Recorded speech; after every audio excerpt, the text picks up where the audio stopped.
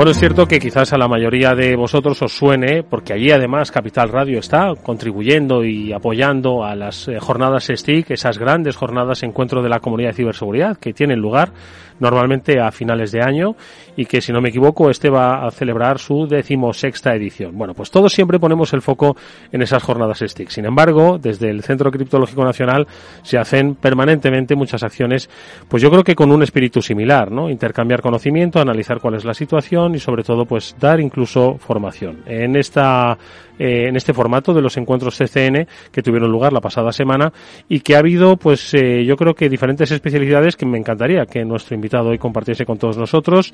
Javier, ¿qué tal? Buenas tardes, bienvenido de nuevo. Buenas tardes.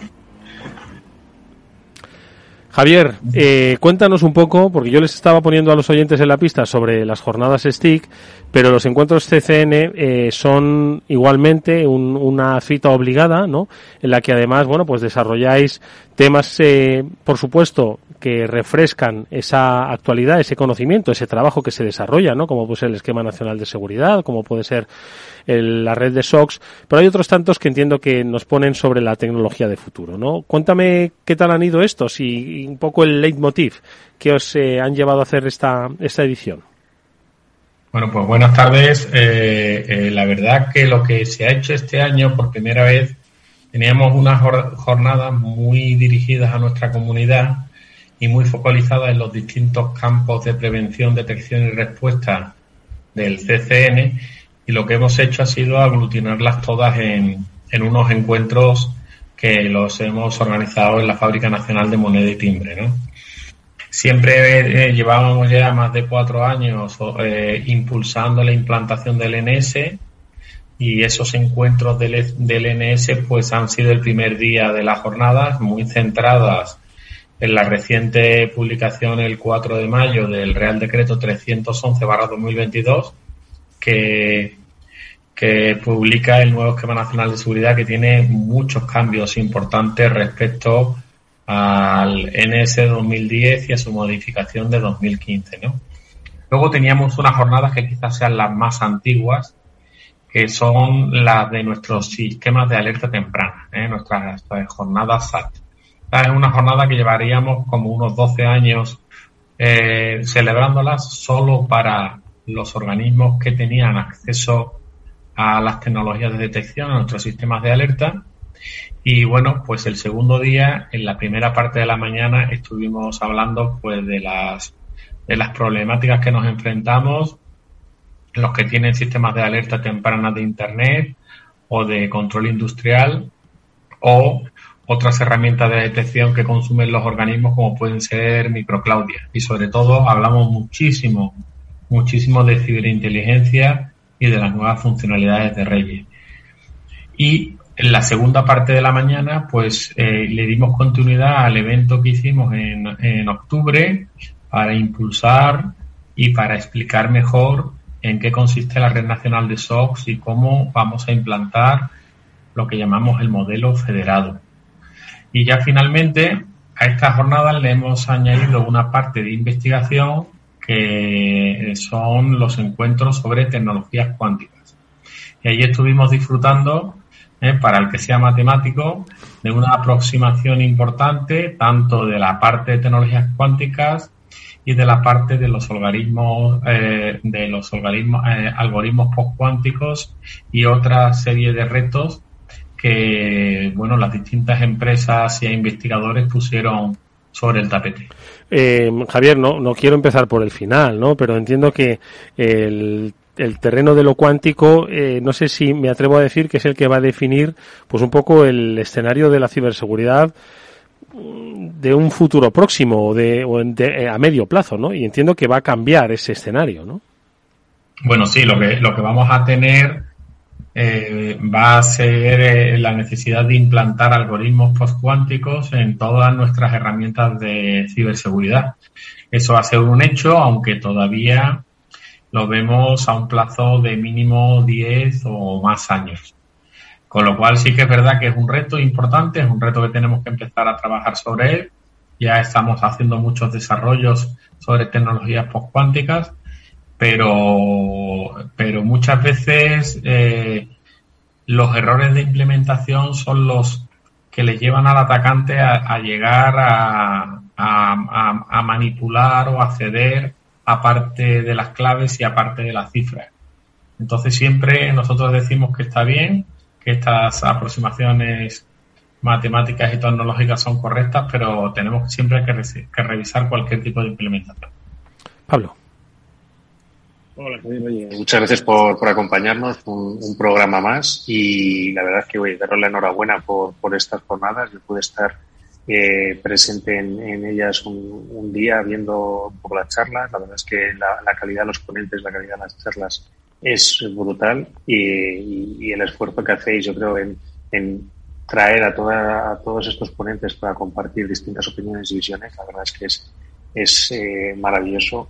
Y yo quería preguntarte un poco, has empezado hablando sobre el esquema nacional de seguridad y que traía muchos cambios sobre el de 2010.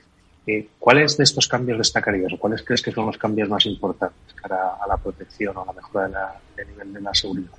Bueno, yo creo que nos podemos plasmar los 3 objetivos que nos marcamos con el nuevo NS. El nuevo NS prácticamente estaba listo en 2020, pero por la madurez que hay en España en todos estos asuntos, en todas las administraciones públicas, con la gran cantidad de comentarios que se han recibido, de notas informativas, de informes en relación con el nuevo NS, pues hemos tenido un periodo de escucha y de asimilación de comentarios muy elevado, ¿no?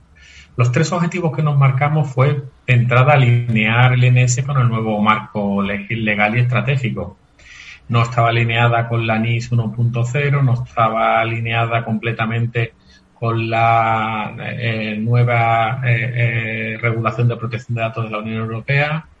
Hemos tenido estrategias de ciberseguridad en el marco posteriores al esquema nacional de seguridad.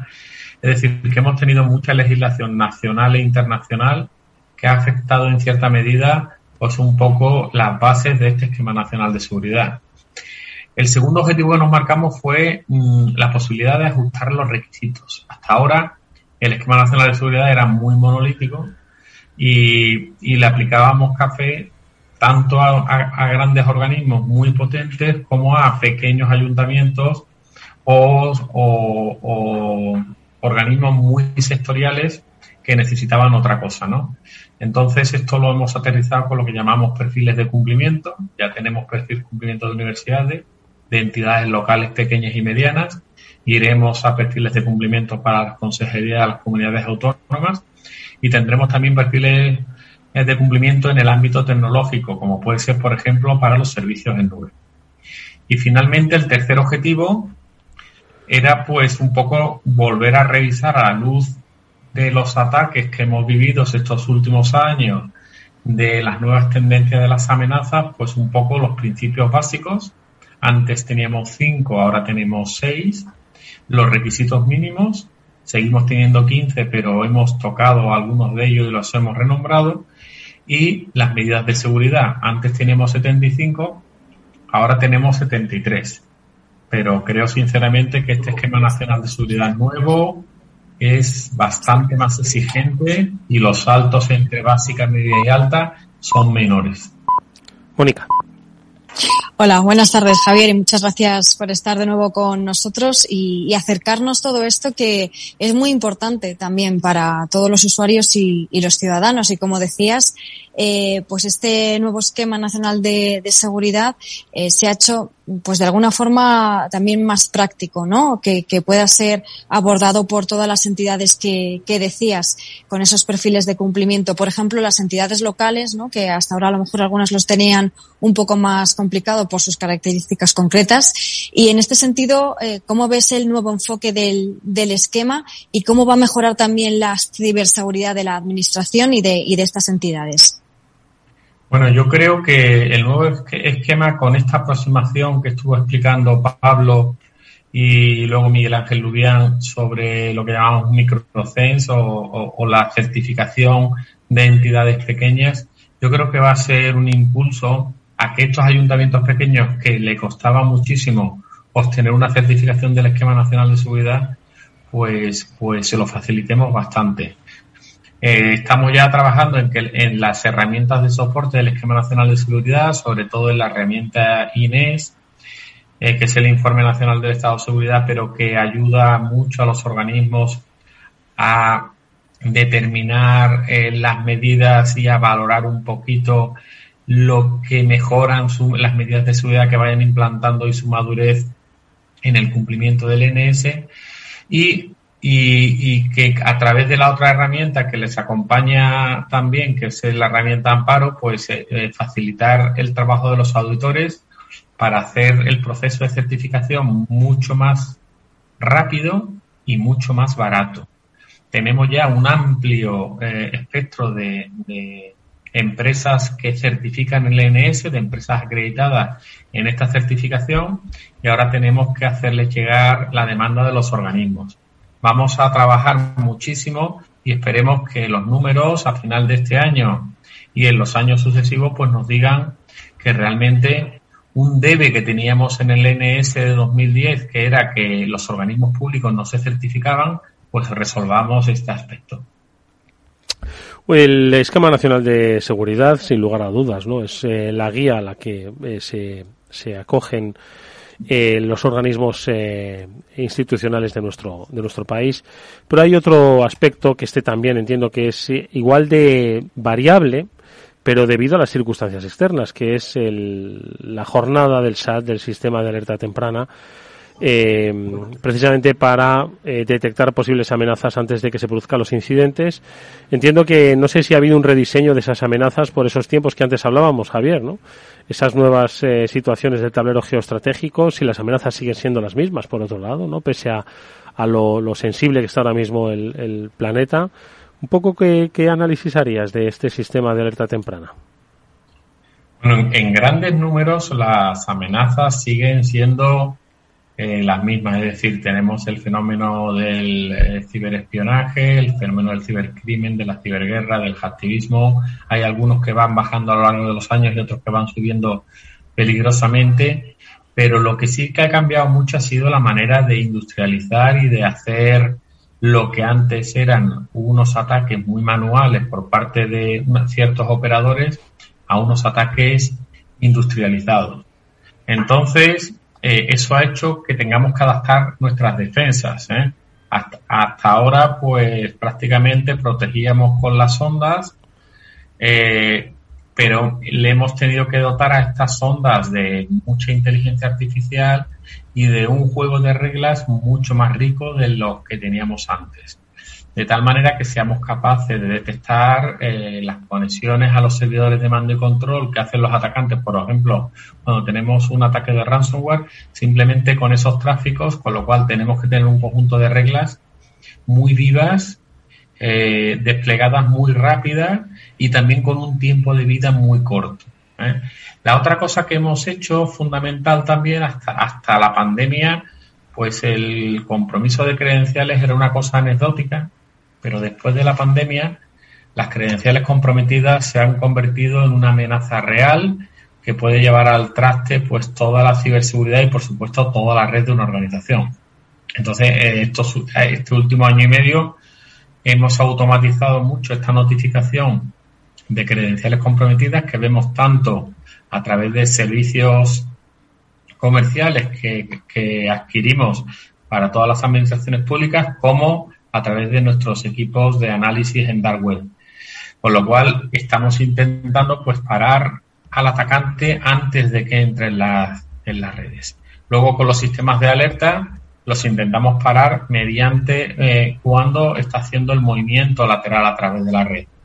Y finalmente con la herramienta Microclaudia pues lo intentamos parar en cuanto o cuando quiera detonar el ransomware, o también Microclaudia pues sirve mucho para detectar este movimiento lateral. Con lo cual realmente nuestras herramientas de detección se han adaptado bastante en estos 2 últimos años a esta industrialización de ataques que tenemos ahora. Pablo.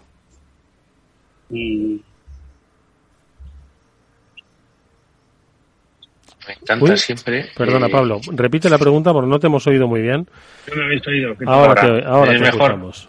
Vale, quería comentarle a Javier que hay dos aspectos, yo creo, del CCN que me gustan mucho. Una, la parte de como estaba hablando, de las vacunas de los virus. Es decir, ese programa, pues esos programas que tienen para prevenir las infecciones y cómo los virus informáticos se empiezan a parecer un poco también a los virus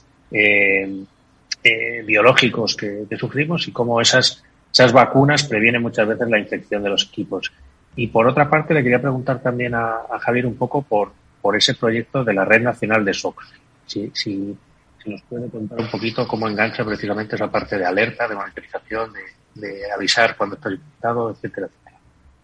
Pues bueno, la parte de las vacunas, realmente lo bueno y lo que intentamos aprender de los atacantes tienen, para poder atacar a muchos objetivos de manera tan simultánea y de manera tan continua, pues han industrializado el ataque, con lo cual usan las mismas herramientas y yo creo que tienen los mismos playbooks para esos operadores que realizan los ataques. Si nosotros somos capaces de caracterizar todo eso y eso establecerlo en alguna capacidad de detección que tengamos dentro del ordenador, esto también lo hace un EDR. ¿Qué pasa con Microclaudia y por qué complementa al EDR? Porque nosotros sí que nos podemos, como nuestra comunidad es muy acotada, sí nos podemos atrever a desarrollar vacunas que muchas veces son utilización ilegítima de herramientas oficiales, de herramientas del sistema operativo que utiliza el atacante. Y podemos entablar esa discusión o esa charla con el organismo para saber si realmente está utilizando esas herramientas o son herramientas que se la han instalado sin que se den cuenta.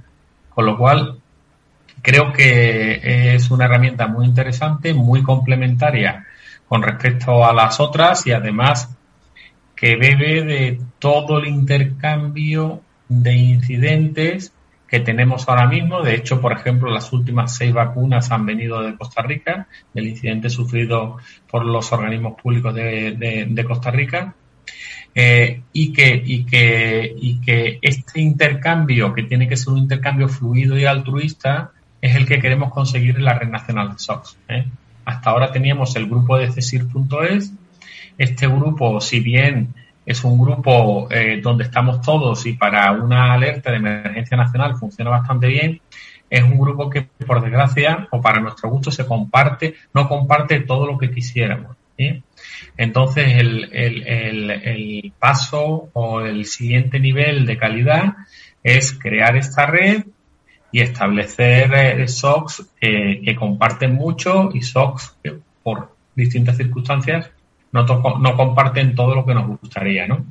Si conseguimos que esta red nacional de SOC funcione bien y a través de las plataformas tecnológicas, cada vez que detectemos un indicador de ataque, lo vamos a poder desplegar en todos los sitios de una manera muy rápida y así a ver si por fin somos tan rápidos como los atacantes o por lo menos igual de rápidos.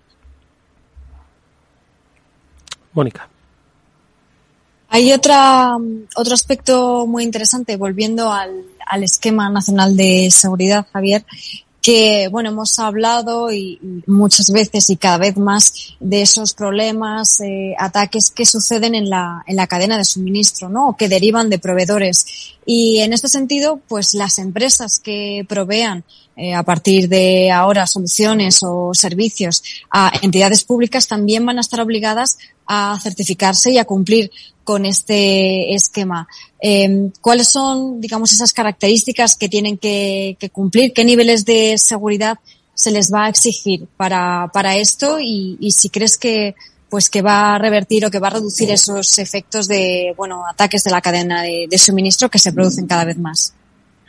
Pues la verdad que para nosotros esa medida, que es la OP de Servicios Externos 3, OPEX3, es muy importante y es novedosa. Siendo novedosa, no es una medida que tenga la finura, el detalle técnico que puedan tener otras medidas, como puede ser, por ejemplo, la de servicios en nube. ¿Qué queremos conseguir con esta medida de protección de la cadena de suministro? Lo primero que queremos conseguir es poner sobre el tapete, poner en una norma oficial, pues esta problemática de que tenemos una serie de proveedores externos que nos tienen que dar una serie de servicios. Y aquí hay muchas dudas, ¿Cuándo paramos en esta cadena de suministro? ¿En el nivel 1, en el 2 o en el 3? Y la otra duda es cuánto le exigimos según lo alejado que esté el proveedor de nuestras redes corporativas, ¿no? Entonces, en un principio, pues se han establecido unos requisitos básicos, como es analizar el impacto que puede tener en el sistema del proveedor un incidente, establecer medidas de contención de estos impactos y que el proveedor lo manifieste por escrito.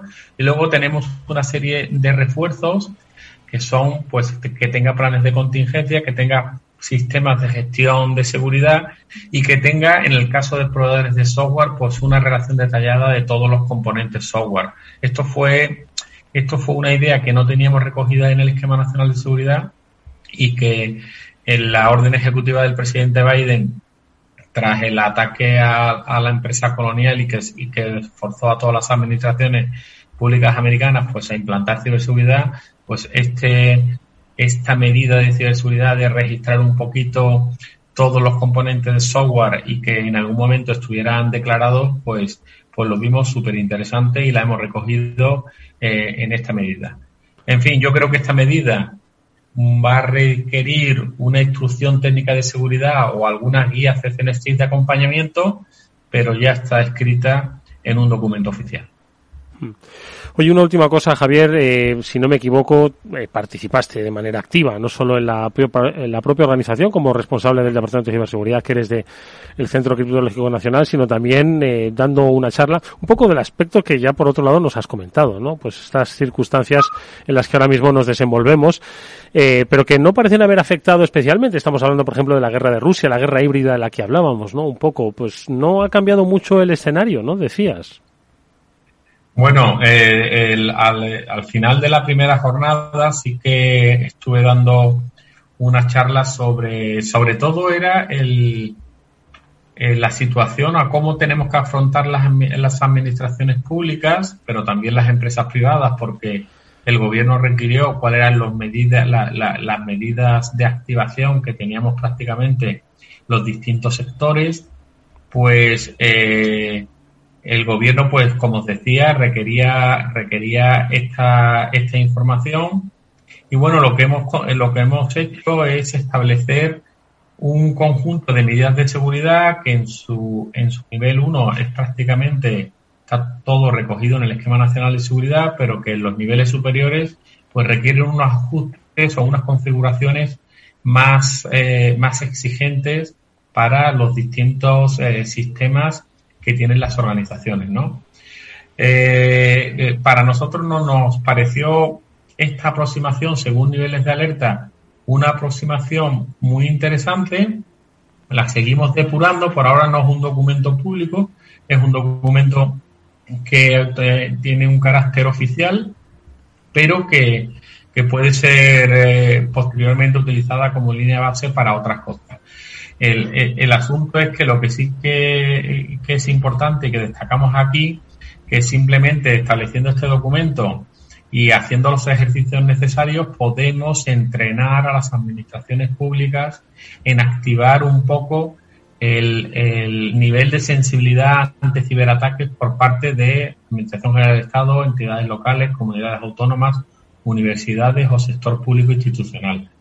Con lo cual, este ejercicio que fue forzado, pues allá desde el 24 de febrero, que es cuando empezó la invasión, sino mucho antes, prácticamente estábamos alertados desde mediados de febrero hasta prácticamente mayo, hemos tenido estos niveles de alerta pues activos y con las administraciones públicas pues reportando sobre cualquier actividad anómala y sobre cualquier medida de seguridad que vayan mejorando con relación a este documento.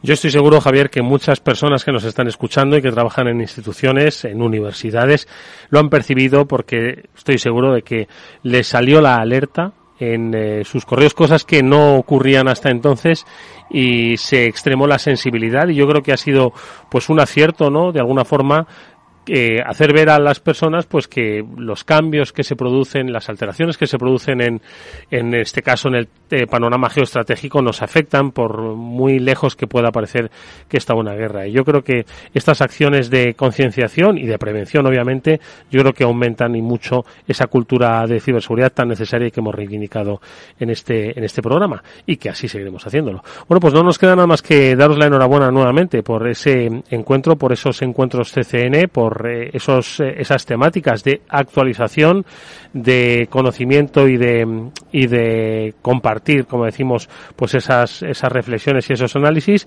Y por supuesto que estaremos encantados de seguir todas esas acciones del Centro Criptológico Nacional, que lo que hacen es, bueno, pues tejer esa red de seguridad en todas las instituciones públicas y obviamente las privadas, que son las que trabajan con el sector público en nuestro país. Javier, muchísimas gracias por haber estado con nosotros. Te esperamos próximamente en el programa. Pues nada, muchas gracias, y os emplazo a las 16 jornadas de STIC CCNCER, que las celebraremos conjuntamente con el Mando Conjunto del Ciberespacio, y que serán el 29 y el 30 de noviembre y el 1 de diciembre. Estas jornadas ya sabéis que son de más amplio espectro, dirigida a un público mayor que estas que estamos comentando, y nada, que estáis todos invitados y nos encantará veros por allí. Oye, no sé, Javier, si podemos adelantar ya un poco el componente. Hay que recordar que las 15ª eran esa ciberseguridad 360, el control del dato y, por supuesto, la identidad. No sé estas jornadas 16ª si tiene ya un leitmotiv. ¿Nos lo puedes adelantar o nos esperamos? No todavía, lo dejamos para dentro de 2 o 3, pero si te fijas en el lema de los encuentros, todo va de un ciberescudo, que es lo que necesitamos aquí en España. Bueno, pues nos esperaremos, pero lo analizaremos, por supuesto que sí. Gracias, Javier, hasta muy pronto. Un saludo, muchas gracias.